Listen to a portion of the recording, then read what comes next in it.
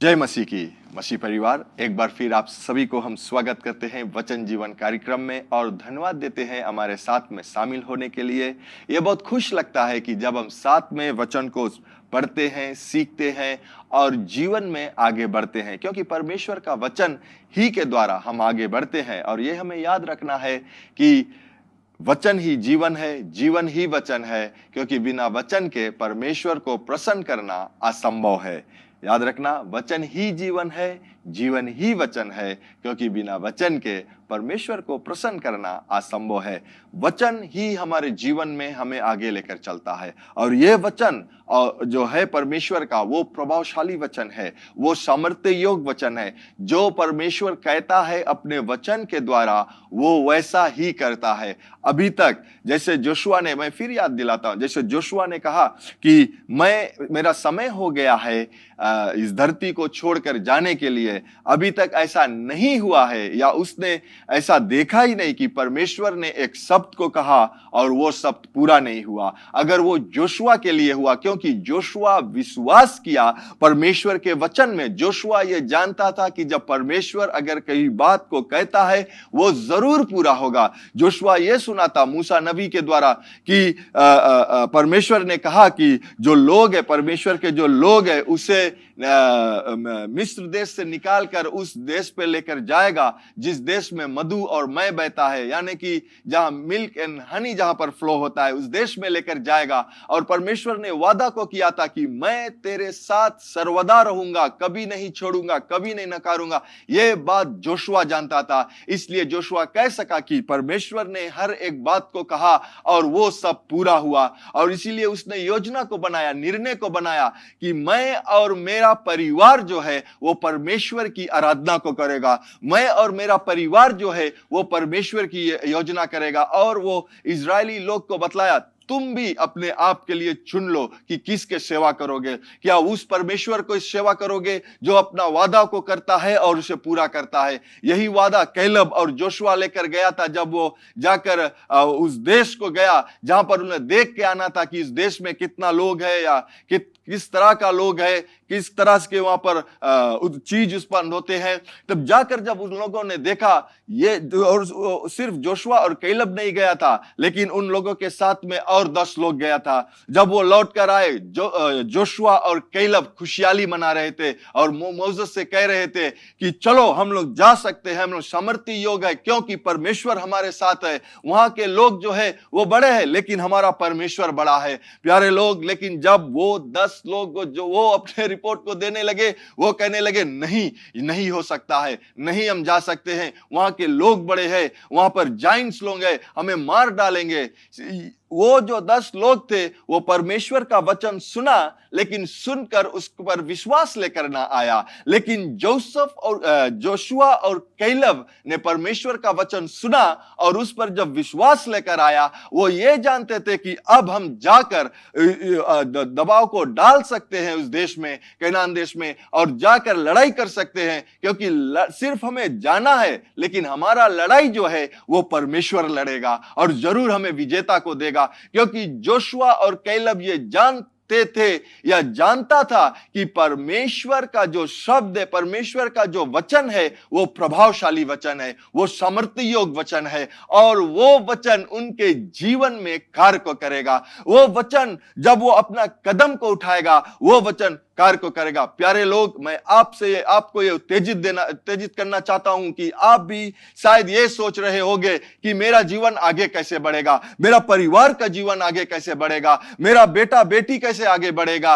अगर हम नहीं रहेंगे तो क्या होगा उन लोगों के लिए। आज मैं बतलाना चाहूंगा आपको, ये विचार करना छोड़ दे, सोचना छोड़ दे। क्योंकि आपको जो सोचना वो ये है कि प्रभु यीशु मेरे साथ है तो मेरा विरोधी कौन हो सकता है। प्रभु यीशु मेरे साथ है, वो मेरे हर एक मांगों को पूरा करेगा, हर एक जरूरतों को पूरा करेगा, मेरे बेटा बेटियों को जरूरतों को पूरा करेगा, मेरे पति, मेरे पत्नी, मेरे परिवार का जो जरूरत है उसे पूरा करेगा। क्योंकि ये परमेश्वर का वादा है कि तुम मेरे पास आते हो और जो बोझ से दबे हुए लोग मेरे पास आओ, मैं विश्राम को दूंगा। वो विश्राम है क्या? सिर्फ आकर हम लेट जाएंगे, बैठ जाएंगे? वो विश्राम यह है कि जो जरूरत है हमारे जीवन में वो उसको पूरा करेगा, जो जो जरूरत हमारे जीवन में है वो परमेश्वर पूरा करेगा। वो विश्वास योग्य है, वो जो कहता है वो करता है, क्योंकि वो सर्वदा के लिए विश्वास योग्य है।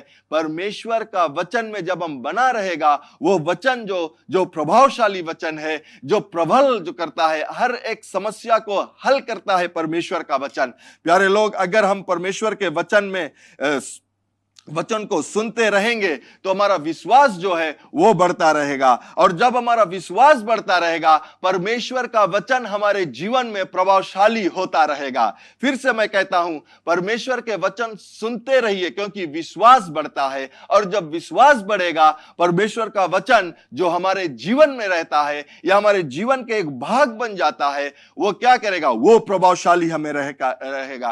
क्योंकि विश्वास, हमारा जो विश्वास परमेश्वर का वचन में जब रहता है तो हम विश्वास जो है, यह याद रखना, विश्वास का जवाब जो हर एक समय अगर हम लोग जवाब ढूंढते हैं तो वो कभी ना का जवाब नहीं लेता है। विश्वास जवाब में ना का जवाब कभी नहीं लेता है, कभी नहीं। अगर कहता है, अगर कोई आकर कहेगा देखो तुम्हारा बेटा या तुम्हारा यह बेटा कैसे पढ़ता है, क्या बढ़ता है, या बात को नहीं सुनता है, वो हर एक समय आकर जो नेगेटिव शब्द है वो आपसे कह सकता है। लेकिन आप अगर परमेश्वर के वचन जानते हो कि परमेश्वर ने आपके बेटा या बेटी के लिए जो भी कुछ कहा है वो अच्छा कहा है, तो आप वैसे लोगों से क्या कहोगे? ठीक है, लेकिन आप ये कहोगे कि मैं उस रिपोर्ट को नहीं लूंगा। मेरा रिपोर्ट या मेरा परमेश्वर का वचन कहता है कि मेरे बेटा बेटी हर एक समय सफलता को पाएगा, हर एक समय आगे बढ़ेगा, क्योंकि ज्ञान भी परमेश्वर देता है। क्योंकि परमेश्वर का वचन खुद कहता है, अगर तुम्हें ज्ञान की कमी होता है तो परमेश्वर से मांगो, वो तुम्हें ज्ञान को देगा, और बिना कुछ मांगे, बिना हमें कुछ करे, वो हमें ज्ञान को देता है। क्योंकि परमेश्वर का वादा है कि वो हमें ज्ञान देगा। तो मेरा बेटा बेटी के लिए ज्ञान देगा, मेरे पति, मेरे पत्नी, मेरे बच्चों, मेरे हर एक परिवार के लिए वो ज्ञान को देगा। अगर कोई आकर आपसे कहेगा बहनों कि तुम्हारा जो पति है वो कभी नहीं सुधरेगा, तुम्हारे बात को नहीं सुनता है, जब देखो वो घरे नहीं रहता है, जब देखो अपने यार दोस्तों में चल देता है, मैं आपसे ये कहना चाहूंगा वो एक रिपोर्ट है। लेकिन परमेश्वर का रिपोर्ट यह कहता है कि उसका वचन जो है, परमेश्वर का वचन आपके पति को बदली कर सकता है। आप ये कह सकते हो कि नहीं, मैं अब इस आंख से देखता हूं, लेकिन मेरा विश्वास का जो आंख है वो कहता है कि मेरा पति बदलेगा, वो एक दिन हमारे साथ में रहेगा, हमारे परिवार के साथ में होकर प्रार्थना करेगा, हमारे परिवार के साथ में कलीसिया जाएगा। प्यारे लोग, अगर आप परमेश्वर के वचन को इस प्रकार से देखोगे तो परमेश्वर का वचन जो है वो प्रभावशाली वचन है, वो सामर्थ्य वचन है, और ये वचन आपके जीवन में कार्य को करेगा। विश्वास जवाब में ना का जवाब कभी नहीं लेगा, कभी नहीं लेगा, ना का जवाब कभी नहीं लेगा। फिर से मैं कहता हूं कि परमेश्वर का जो वचन है, अगर हम देखते हैं, जब हम शादी विवाह में जाते हैं, जो दो लोग जो शादी करते हैं, स्त्री और पुरुष जो शादी करते हैं, मुझे बहुत यहां पर क्लियर रहना है कि स्त्री और पुरुष जो शादी करते हैं, विवाह करते हैं, और वो विवाह के साथ क्या कहता है कि वो वाउस को लेता है, वो वादाओं को करता है, और वो कहता है कि आई विल डू ना, आई डू, मैं रहूंगा, जो भी वादा है मैं उसे पूरा करूंगा। वो कहता है, अपने शब्द को देता है, उसके बाद में वो जाकर जो लीगल पेपर है उसे साइन करता है। मैंने जब इसे देखा, वो लीगल पेपर से ज्यादा जो बेमूल्य है वो उसका शब्द, जो एक पति अपने पत्नी को देता है और एक पति अपने पत्नी को देता है। वो जो शब्द जो कहता है कि आई डू और आई विल, मैं ऐसा करूंगा, कि दुख में, सुख में, गरीबता में, धनवान पर, जो भी जैसा भी समय हमारे जीवन में आएगा, इस शादीशुदा जीवन में, मैं अपने पति या अपने पत्नी के साथ में सर्वदा रहूंगा और उसके साथ में चलता रहूंगा इस जीवन को, टिल डेथ डू अपार्ट, जब तक मृत्यु हमें अलग नहीं करता, कोई अलग नहीं करेगा। ऐसा वादाओं को करता है, वो वादा जो अपने जुबान से अपने शब्द में देता है।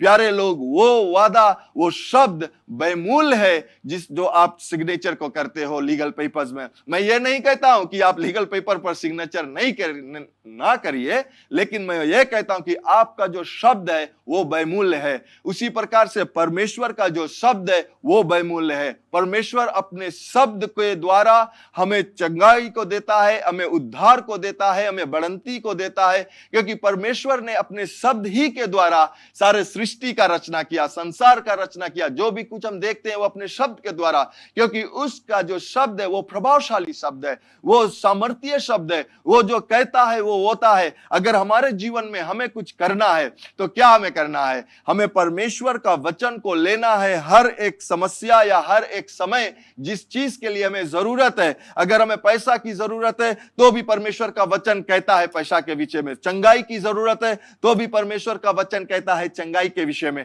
अगर हमारे जो रिलेशनशिप है ना, उसमें अगर हमें परमेश्वर की जरूरत रहता है तो भी परमेश्वर ने उसके विषय में कहा है। अगर हमें अपने बच्चे बच्चियों के लिए वचन चाहिए तो भी परमेश्वर वचन में अपने शब्द को दिया है, जो हमें उस शब्द को लेकर और उसे बोलना है। और जब हम उस शब्द को बोलेंगे वो शब्द प्रभावशाली होगा, जिसके लिए आप बेचते हो, अपने जीवन में इस्तेमाल करते हो, अपने परिवार के जीवन में इस्तेमाल करते हो, वो शब्द प्रभावशाली होगा। प्यारे लोग, अगर आपके जीवन में किसी प्रकार की बीमारी है, अगर आप परमेश्वर का वचन लोगे, 1 पीटर 2:24 में क्या कहता है कि यीशु मसीह खुद अपने आप अपने शरीर में हमारे पापों को लेकर क्रूस पर बलिदान हो गया, ताकि हम पाप के लिए मर जाए और धार्मिकता में अपना जीवन को बिताए।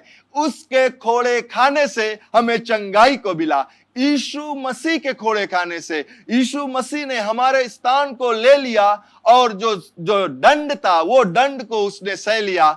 उसके द्वारा हमें चंगाई को मिला, उसके द्वारा हमें उद्धार को मिला, उसके वचन के द्वारा हमें उद्धार को मिला। उस वचन को हम ले और लेकर अपने जीवन में उसे इस्तेमाल करें, चंगाई हमारे लिए प्रकट होगा। चंगाई हमारे लिए 2000 वर्ष पहले चंगाई हमें मिल गया था प्यारे लोग, और जब चंगाई हमारे जीवन में अब उत्पन्न होता है तो वो क्या है? वो चंगाई प्रकट होता है जो 2000 वर्ष प्रभु यीशु मसीह के द्वारा चंगाई हमें मिला। हमें क्या करना है? सिर्फ परमेश्वर के वचन में भरोसा रखना है कि उसका वचन जो कहता है वो जरूर पूरा होगा। प्यारे लोग, अगर हम देखते हैं ब्लाइंड बातिमियस, जो अंधा भिखारी बातिमियस का जो अंधा था, अगर हम देखते हैं उसका जो कहानी को मिलता है मार्क चैप्टर 10 से लेकर 46 से 52 ले, आप पढ़ना अपने समय पर। और यहां पर हम देखते हैं क्या होता है कि ये जो ब्लाइंड बातिमियस था उसे हर एक समय ले क्या कर रास्ते के किनारे पर बैठा देते थे, ताकि वो भीख मांग सके, या लोग जो आसपास जाते थे उसे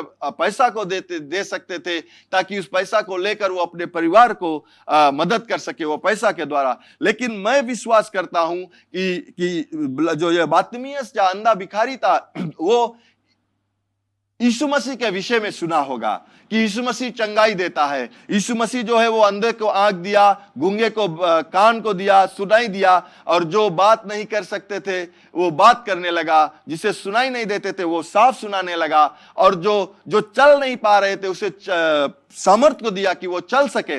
उसने सुना होगा, और उस दिन जब वो उस रास्ते के बगल में बैठा था, जरूर उसने सुना होगा कि बहुत से लोग जा रहे हैं, क्यों आज इतना ढेर क्राउड जा रहे हैं, कोई तो कारण होगा। तो किसी ने उसे बताया कि यीशु मसीह इस रास्ते से जा रहा है। ठीक क्या करता है बर्तिमाई जो अंधा था, क्या करता है? वो चिल्लाने लगा, ए दाऊद के संतान मुझ पर दया कर, ए दाऊद के संतान मुझ पर दया कर, हे दाऊद के संतान मुझ पर दया कर। क्योंकि वो जानते थे कि दाऊद का संतान ही आएगा जो इजरायलियों को बचाएगा, दाऊद का संतान जो आएगा जो बंधुआई से छुटकारा को देगा। आमीन। तो उसने कहा, हे दाऊद के संतान मुझ पर दया कर। क्या यीशु मसीह वहां रुका? नहीं रुका। यीशु मसीह कहता कि वो चलता गया, लेकिन जो यीशु मसीह के साथ में जो लोग थे वो आकर बातिमियस को क्या कहने लगा? अरे चुप हो जा, क्यों तू चिल्ला रहा है, क्यों गुरु को तू आफत कर रहा है, उसे जाने दो।